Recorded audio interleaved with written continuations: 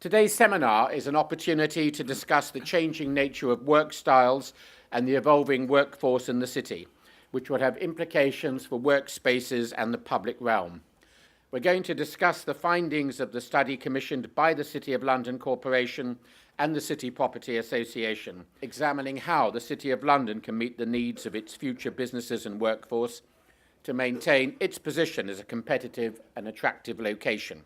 I think we spoke to over 40 occupiers, investors, developers, and overwhelmingly, everyone came back and said, well, the city improves all the time. The experience continues to improve year by year, and it is the place to be.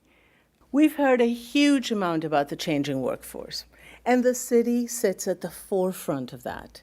The city has a much more highly skilled, highly trained, and younger workforce than anywhere else in London. So the notion of a job for life, an organization actually doing us a favor to employ us is completely reversed in this new context. It's all about what is the organization going to do for me? How is it going to increase my knowledge sharing, my career development, my focus? And that, again, sets a whole new set of demands. What we're seeing is a shift away from fixed work environments to much more flexible and on-demand space. In the next 10 years, the space beyond the building, the ability of people to work elsewhere will be a significant factor. The challenge we have is that we seem to consistently have this debate of either people sitting at desks or working from home. And that is an unsustainable debate because the answer is we need both, not either or. We realize that corporate real estate is no longer about managing buildings, but it's actually about managing people. The comments we're making here is about how to take something that's already really successful, but in a fast-paced and rapidly changing world, making sure it stays right at the forefront on a global basis. Businesses that are most successful are the ones that are recognizing that actually bringing out the latent potential of people is the route to success. In the workforce, we perhaps see even an exaggerated version of the picture you paint. When we ask the average age of some of our major clients, it's often around 28 to 30 years old. That means half of them are in their 20s, which is absolutely quite extraordinary.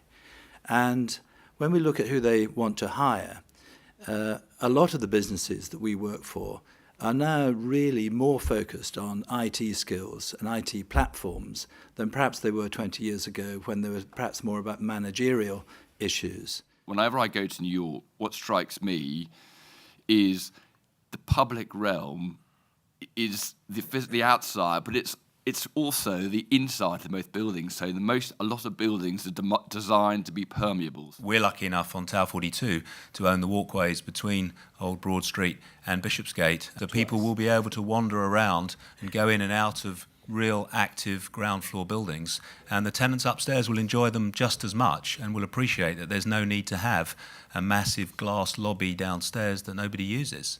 What is the connection between the businesses and the occupiers inside of these buildings and the world on the outside? And I think this idea of porosity and permeability, which is also on how businesses are relating to each other, same as people, I think that idea, the concept of a lobby, is actually quite dated in many ways. And I think that's the thing we should be exploring. In Canary Wharf, on the Crossrail station, there's that amazing garden, which is having the most fantastic trees and greenery installed. And that's a station. How many stations have we got?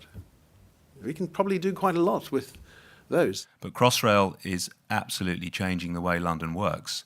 And the great thing about the city is it has a Crossrail station at Liverpool Street, which is going to make all of that east-west movement so easy. In the context of the city, there would be a great opportunity for the city and transport and organizations to give incentives to people to work different hours and spread the work times to reduce congestion. But I think also more pedestrianisation is a solution. Yep. You know, we've got, lots of vehicle traffic going through very small streets, I think the simplification of the traffic management through the city would be very helpful, and just try and close some streets and give them to people. The corporate office building will now be the manifestation of the culture and ethos of the organization. It's no longer about a brand name or words, but it is about living those values. And I think, that is what the past and the future of the city is about.